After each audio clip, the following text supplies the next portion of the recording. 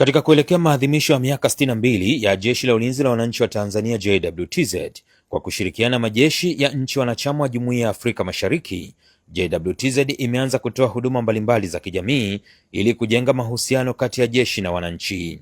Akizungumza wakati wa ufunguzi wa zoezi hilo, mkurugenzi wa huduma za tiba jeshini Brigedia Jenerali Dr. Agatha Mary Katua amesema huduma wanazozitoa katika zoezi hilo ni za kitabibu pamoja na misaada mbalimbali kwa jamii. Napenda tu kusisitiza katika vituo vya afya tunaenda kuongeza nguvu kwa yale ambayo tayari wenzetu wanayafanya.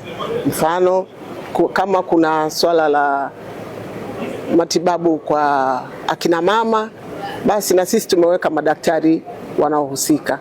Tunataka wananchi waweze kupata huduma hizi za kwetu, tutazitoa huduma bure, ikiwa ni ujuzi wa yule daktari anayemhudumia, lakini na dawa zile zitakazo kuwepo kama zitahitajika.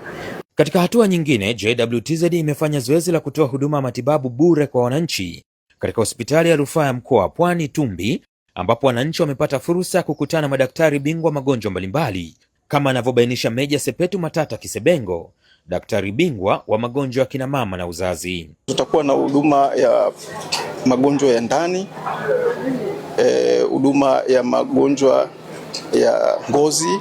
Tutakuwa na daktari bingwa wa magonjwa ya kina mama na uzazi. Tutakuwa na daktari wa kinywa na meno. Hizo pamoja na huduma nyingine zipo. Naye mganga mfawidhi wa hospitali ya Tumbi, Daktari Amani Malima, amelipongeza JWTZ kwa kuanzisha zoezi hili ambalo linatajwa kuwa na tija kwa wananchi. Nichukue nafasi hii kuwashukuruni sana, kwanza kwa kuja na wazo hili na kuichagua Pwani kuwa ni sehemu ambapo zoezi hili litafanyika. Wananchi wanaokuja watanufaika sana na uwepo wenu. Sisi hapa tulikuwa na changamoto ya daktari wa ngozi, tunashukuru mmetuletea madaktari wa ngozi. Kwa leo tunaona tena wagonjwa wa ngozi wamejitokeza, wanaenda kupata tiba na ushauri. Tunakuaga na upungufu wa madaktari, leo tumeongezewa nguvu, kwa tunaamini wagonjwa wengi watafaidika. Nao baadhi ya wagonjwa waliopatiwa matibabu hospitalini hapo wamelishukuru JWTZ kwa kuanzisha zoezi hilo la kutoa matibabu bure kwa wananchi. Mimi naitwa Francis Masegese Singu. Kwa kweli mimi nimefurahishwa sana na jeshi langu la wananchi kutoa huduma kama hizi, kwa sababu huduma kwa wananchi zimefurahisha kusema ukweli, kwa sababu nimeona jeshi la wananchi linajali raia wake.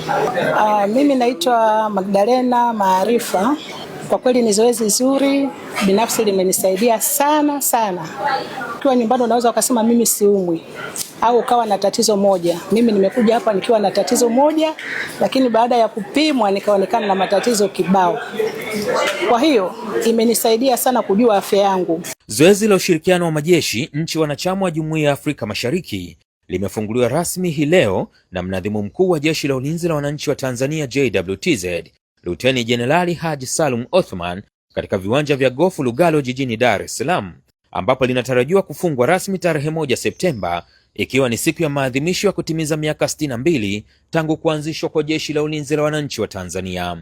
Mimi ni Plevet Sylvester Joseph.